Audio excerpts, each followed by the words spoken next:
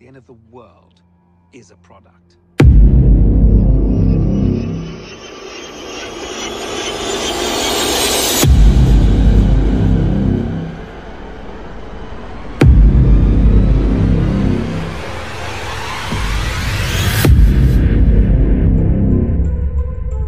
Have you wondered what life inside a bunker feels like? No sunlight, no fresh air, no freedom. Here's the brutal truth nobody tells you about bunkers. আমাদের মধ্যে অনেকেই ভাবে bunker মানে শুধুই সেনাদের জন্য বানানো বা যুদ্ধের সময়ের জন্য তৈরি করা, কিন্তু সত্যটা হলো বাংকার শুধু সেনাদের জন্য নয়। মানুষের ইতিহাসে বারবার মানুষ বাধ্য হয়েছে মাটির নিচে আশ্রয় নিতে। যুদ্ধ, পারমাণবিক আতঙ্ক, প্রাকৃতিক দুর্যোগ সব কিছুই মানুষকে ঠেলে দিয়েছে আন্ডারগ্রাউন্ডে। চলুন এবার ভাবা যাক, আমাদের যদি এমন এক বাংকারে থাকতে হয়। প্রথম ধাক্কাটা আসে আলোর অভাবে। দিনের আলো, রোদের উষ্ণতা সব কিছুই যেন হারিয়ে যায়। 24 ঘন্টা আর্টিফিশিয়াল লাইটের নিচে কাটাতে হয়। ধীরে ধীরে আমাদের শরীর ভুলে যায় কখন সকাল এবং কখন রাত। এয়ার পিওর না, সব আসে রিসাইকেলড মেশিন থেকে। একবার শ্বাস নিয়ে যা আমরা বাতাসে ফেলছি সেটি আবার পরিষ্কার করে ফিরিয়ে দেওয়া হয় সিস্টেমে। খাবার তাও ফ্রেশ কিছু নেই। Canned food, powdered milk, dried fruits এগুলোই আপনার এভরিডে মিল। কল্পনা করুন বছরের পর বছর একই স্বাদ, একই জিনিস খাওয়া। আর পানি, বৃষ্টির পানি কিংবা নদীর পানি নয়, রিসাইকেল করাই পানি।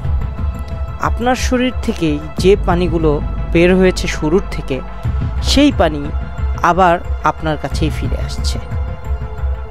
ভিডিওর শুরুতে আমরা একজনকে বলতে দেখেছি, the end of the world is a product.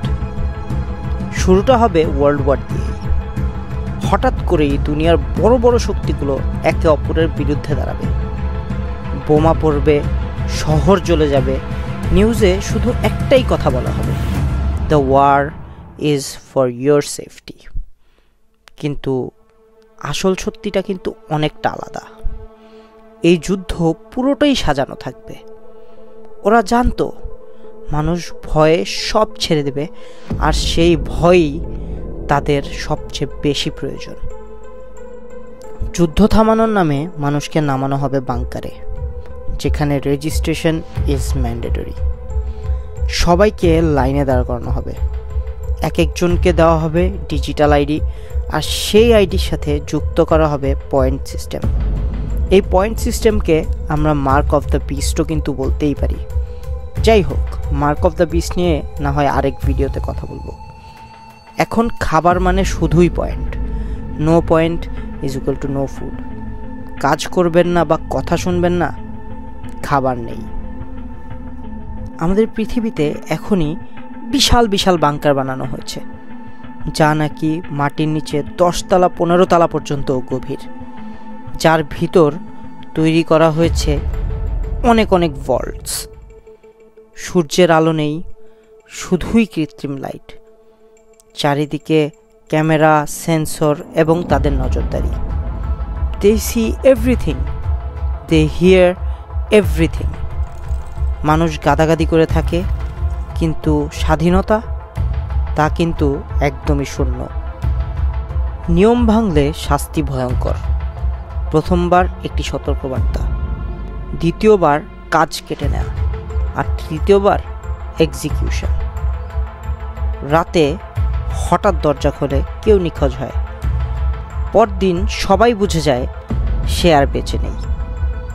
স্কুলে শেখানো হয় শুধু তাদেরই বানানো ইতিহাস, টিভিতে দেখানো হয় শুধুই তাদের বানানো খবর। প্রশ্ন করলেই বিপদ, সত্য বললে গায়েব হয়ে যাওয়া।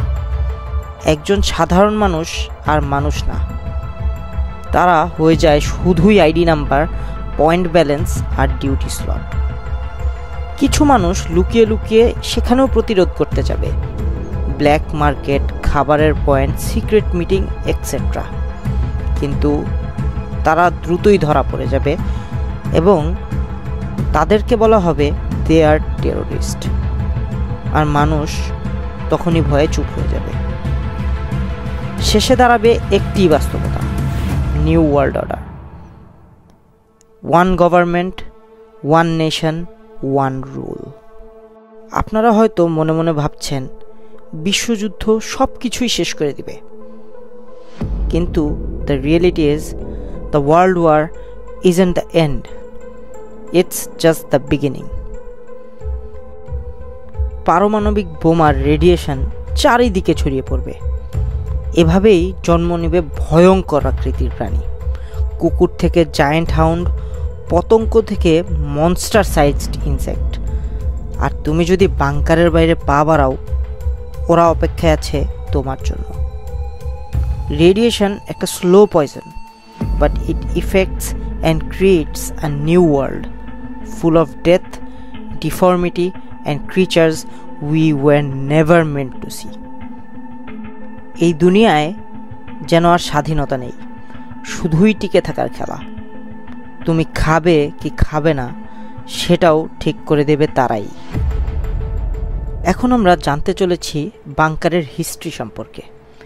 দ্বিতীয় বিশ্বযুদ্ধের সময় লন্ডনে হাজার হাজার মানুষ প্রতিদিন রাত কাটাতো সাবওয়ে আর আন্ডারগ্রাউন্ড শেল্টারে। চারপাশে বোমা পড়ছে, উপরে মৃত্যু ঘটছে, আর নিচে মানুষ গাদাগাদি করে বেঁচে থাকার চেষ্টা করছে। কোল্ড ওয়ারে এসে ভয়টা আরও বড় হলো। একটা নিউক্লিয়ার বাটন চাপলেই পুরো পৃথিবী শেষ হয়ে যাবে।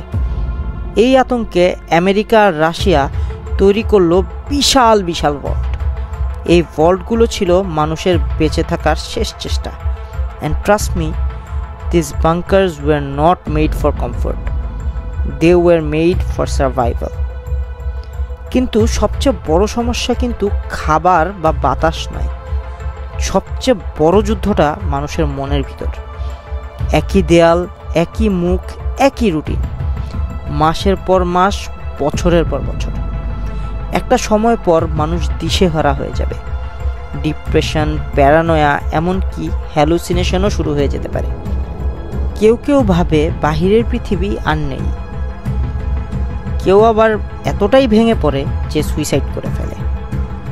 আইসোলেশন কিলস ফাস্টার দেন হাঙ্গার। আন্ডারগ্রাউন্ড লাইফ মানে শুধুই বেঁচে থাকা নয়, এটি একটি মানসিক মৃত্যুর মতো। বাংকারের ভিতরেও থাকবে ইনইকুয়ালিটি। কারো রুম বড়, কারো রুম ছোট, কারো খাবার বেশি, কারো কম। লিডারশিপ, রুলস, পানিশমেন্ট সব কিছু চলে আলাদা আলাদা আইন মেনে। কল্পনা করুন, একদিকে কেউ লাক্সারি বেডে ঘুমাচ্ছে, অন্যদিকে কেউ সিমেন্টের ফ্লোরে। আন্ডারগ্রাউন্ডে গিয়েও ইনইকুয়ালিটি ছাড়ছে না মানুষজন। এখনকার পৃথিবীতে বাংকার শুধু মিলিটারি না, ধনী মানুষও নিজেদের জন্য লাক্সারি বাংকার বানাচ্ছে। Underground swimming pool, cinema hall, gym, এমনকি গার্ডেন। রিচ পিপল আন্ডারগ্রাউন্ডেও স্বর্গ বানিয়ে রেখেছে তাদের জন্য। আর সাধারণ মানুষ, তারা পায় ছোট ছোট ঘর, ক্যান্ড ফুড আর সাফোকেটিং এনভায়রনমেন্ট। এবার একটু ভাবুন তো, বাংলাদেশে যদি এরকম পরিস্থিতির সৃষ্টি হয়, কোটি কোটি মানুষ, সীমিত রিসোর্সেস, কারা বাঁচবে কারা মরবে কিভাবে ঠিক হবে? ধনী মানুষ কি আন্ডারগ্রাউন্ড প্যালেস বানাবে, আর সাধারণ মানুষ গাদাগাদি করে থাকবে সংকীর্ণ ঘরে? আমাদের মতো ঘনবসতিপূর্ণ দেশে বাংকার বানানো মানে সার্ভাইভাল না, বরং নতুন inequality. So could you live your life underground? No sun, no fresh air, no freedom? নাকি কয়েক মাস পরই আপনি মানসিকভাবে ভেঙে পড়বেন? কমেন্টে জানান আপনি পারবেন কি পারবেন না বাংকারের লাইফ সহ্য করতে। Or would you risk the freedom of the open sky?